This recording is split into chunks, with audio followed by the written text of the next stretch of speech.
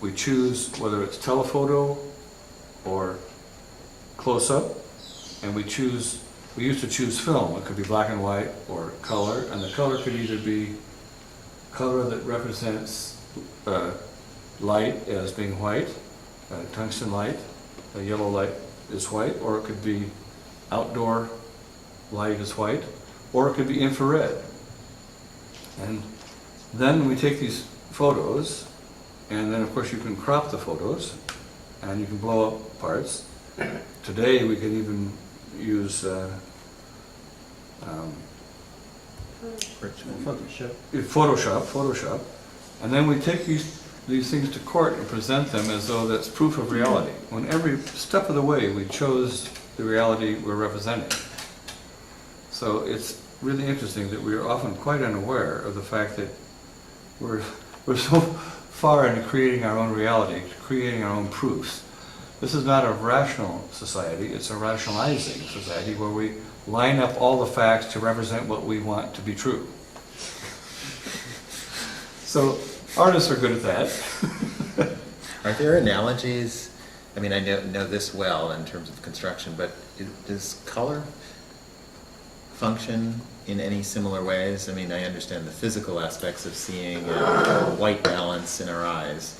Are there is there learned seeing of color that we're dealing with in a similar way? Well, first of all, we'll have the color green as go, and the color red as stop. That's true. Almost the opposite should be true. Right.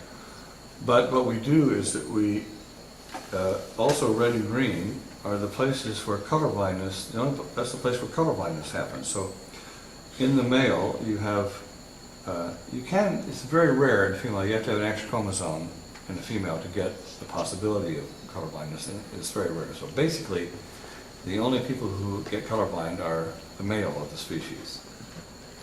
And that's right where we put traffic signals. This is bizarre that we would do such a thing.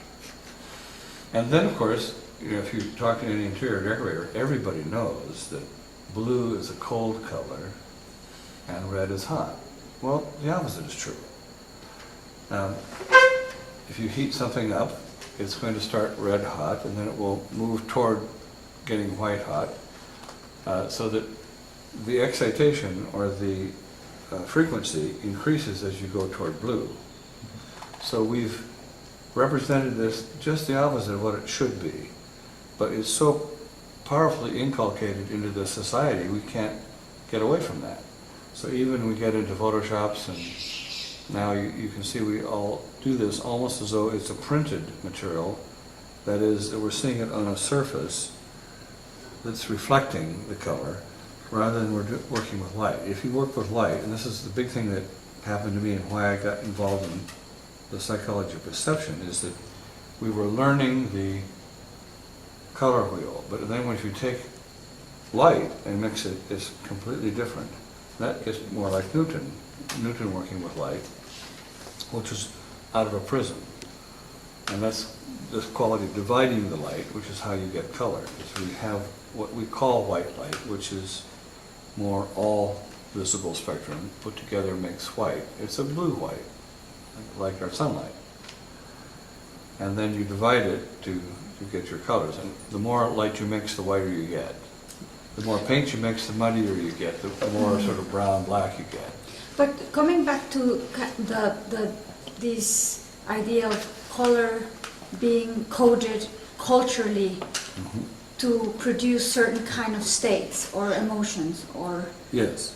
in your experience working with light, you come up with a different experience of those lights. Yes. And this is what you've been using as the material to create the states that you or the I don't know if it's to create states or just to present light for specific qualities. Well, that's actually true. I mean, sometimes some people will say, well, what's your favorite color? And then the easiest thing to me to ask you, people ask you this, what's your favorite color? And you may have one. But I'd also say, what's your favorite musical note? Mm-hmm. Well, and you might even have one there, but basically we need all the notes and we need all the colors to to make this reality we live in. So there's no, you know, you can maybe have favorites, but it's if you're going to do a composition, there's no, you can't have too many favorites, or, you know, so you need them all. As you know, Theosophy was big on talking about exactly this topic, like trying to Yes. coordinate color, sound, and emotion. That And was a huge. There is a scale that does that. That was Ouspensky was the one who Ouspensky, made, yeah. was the one who made the scale, and Remington did it most accurately because he did it through psychological testing.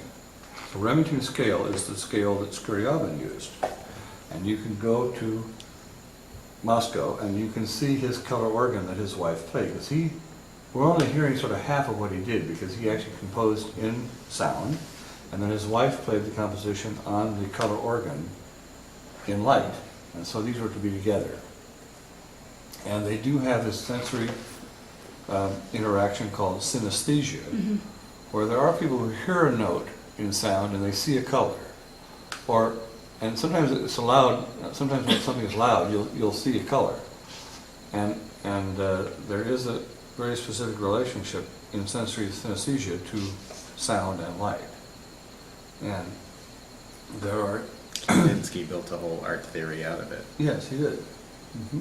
And that's very interesting. There some places I find it a little bit different from that. But So for you, it's a more intuitive process than like actually Okay. like explicit. Let me say something about intuition. Just because we haven't named a sense doesn't mean we don't have it. We tend to lump everything into intuition that's not part of the five senses. But there are things, decisions. I can present to you whole facts that if you looked at these facts, you're going to make a particular decision. This could be about economics, about how you spend money, whatever it is. And you will look at all those facts, and those facts I present to you won't be enough to change your mind. Because in fact, we have information that's from beyond what we traditionally accept as the senses. But that again doesn't mean that we aren't sensing there, there isn't knowing. And I think that, you know, as we look at a few interesting examples, for instance, I can teach you to distinguish at least 4 colors on the back of your neck. And it takes about 20 minutes. So I put light on and I actually filter it. That was when I had those things from the hair salon. So I put another light here so I could know you weren't faking it. I put a light that wasn't the right answer in this surround of the plexiglass surround. But I put a light on the back of your neck, and I can teach you. I tell you what the color is. You experience it, and so it's possible to experience and to be able to identify 4 colors, maybe 5. Some people can do 5, differentiate 5 colors that are put on the back of their neck with the heat removed, so you're not just judging it by infrared. And you can, and behind your knees is another good place, on the back of your hands and on the forehead. The forehead is too near the eyes, and so you can sneak some, you can cheat a little. So, but on the back of the neck is amazing, and sometimes on the back of the neck it's so good, you will see the color in your field of vision. It will tint the field of vision. That's amazing. So, you know, we always say, you know, she has eyes on the back of her head. She does. Well, we do. We do, and you can. So that's part of where the essence of your work kind of takes people to experience something beyond the realm of the 5 senses and the conventional I instruments of. I do celebrate the world of sensing. By celebrating sensing, I am celebrating the sensual world, and it is sensual. And that's why I make the distinction between the spiritual, because I do think that the physical can deliver you up to the spiritual. It can't take you into it. And that's another matter. So I don't, you know, I'm not your guru, I'm not in charge of any of that sort of stuff, but it is like people who have really experienced that world and celebrate it, who can deliver you to some of the things that we then imagine to happen as a near-death experience, the epiphanies that happened to Paul, the situations of samadhi and enlightenment. Those things are often described, as I say, with a vocabulary of light and sensing. But it's a very different world. And so I'm an artist, I do art. That's simply what it is, and but it does celebrate how we as a creature do sense and take pleasure in the sensual world, and also come up against certain contradictions that may kind of point us to thinking that the reality we have organized and think is here might be a little bit different than we think. And just last question before we go to your chill, but maybe it's not a good question for an artist, but why is that relevant today more than... Oh, time doesn't change any of these things. It would be the same as it is 2,000 years ago as it is today. And, you know, the first artist ever mentioned historically is Bezalel. Remember that Bezalel not only made the tabernacle for Moses, but he made the Ark of the Covenant. Of the Covenant. So this is something that artists have always been in charge of and been part of. They may have, you know, because you're involved in creativity, you may have bizarre lifestyles compared to everyone else and different ways of thinking about it, but that's always been utilized by whether it's Tibetan religion or whether it's Tantric or Indian Hindu religions, or look at the Catholic Church. I mean, that really we have a whole history of art. In fact, that's what you study in the beginnings of the history of Western art, is the relationship between the church and the artist. And it's always difficult, okay, great difficulties for Michelangelo and painting the Sistine Chapel, big arguments, and Right. those are terrific things. There's a big difference, though, in that history of artists working in concert with religion to point you somewhere, make you think about, well, come to a conclusion, actually. Yeah. And I always think of your work as the inverse, because you use the phrase sometimes, which I think is really great, seeing yourself seeing. Yes. So that the object of the art is not to impart knowledge or have you come to a conclusion, but in a way sense the sensing being, Yes. to take pleasure in that. And often the material of light that I use is not even the light that you see, as in the sky space. In other words, I'm using light, but that's not even what you see. The light that I'm using, you're looking at something else. And even that's true in the dark spaces, where that light only exists as a trigger to the seeing that then is generated by the self, the behind-the-eye seeing. And you really get involved in behind-the-eye seeing with the pieces that we're doing, like in the Bindu shards or gasworks, pieces like that. Because there, we start something across the synapse, and then it's quickly changed with another across the synapse, and then reveals a sort of patterning of how we structured the stimulus. So for you, Michael, why is it relevant to see yourself sing? I think for me, it's the fundamental change in turning art and thinking of it in a different way, because there's all that art that's meant to have you come to a conclusion, and then there's the art that's meant to make you feel in a certain way. And what's so marvelous about this art is that it gives you the awareness that you don't know, that you're coming to these conclusions based on yourself and a combination of the environment, and what you gain an appreciation for is the fragility, the subjectivity, and the creative act of seeing, not of what's seen. And it just turns the tables on the whole question of the viewer and artwork relationship.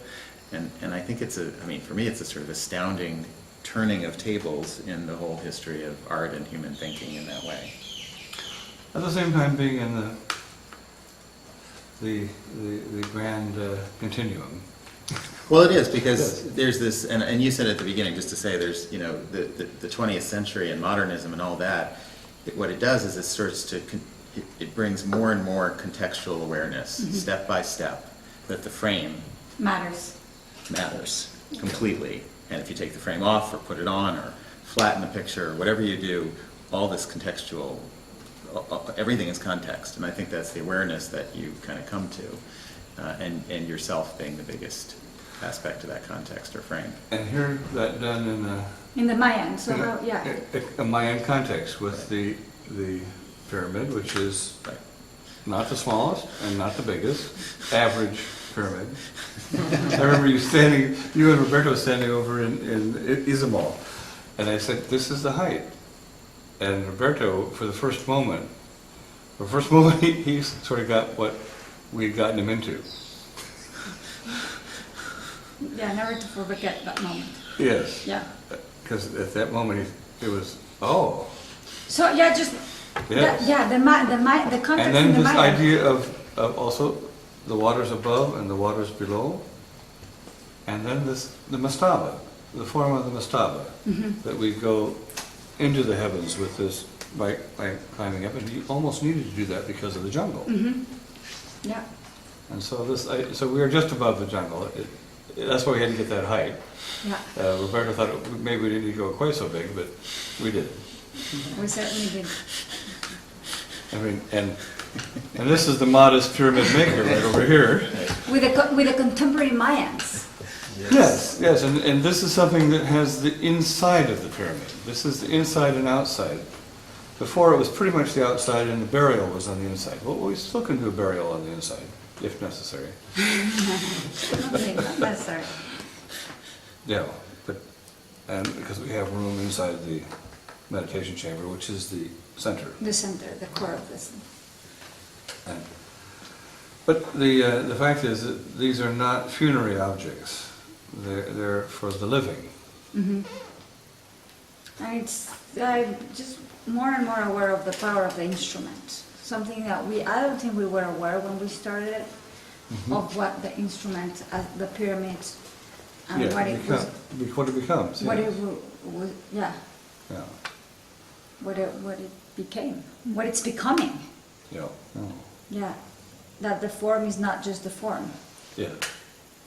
and the cup is not just the cup. There's the relationship between the cosmology of the Mayans. I think it's very present. How much were you aware of that cosmology when you were thinking about this, or it just? Oh yes. Well, I mean, Unfolded. I have a whole belief structure too. I mean, that's not quite like Shirley MacLaine, but maybe more like that than others. I mean, I don't know. I don't know what I've been before. I've not been any pharaoh or any of this. I have no knowledge of. But I do like very much this idea that I think we do continue, and we come reincarnate with the same groups of people, and we find them throughout the world together. Those are part of my belief structure, but how that functions in all this is not that important. I mean, in the end, we have to, we are making this temple within, in terms of what we're doing with our lives, but on the outside we're making architecture, we're making art, we're making events for people to come to, because we are these social creatures that do these things for others. And that's what's exciting. And art is sort of like a forward pass. It's not just one thing to throw the ball, someone has to catch it. So the thing to do is to make catchable balls. to throw catchable balls. It's the same thing in football too. It is a strange thing that involves other people, and that's why we have art. Very good.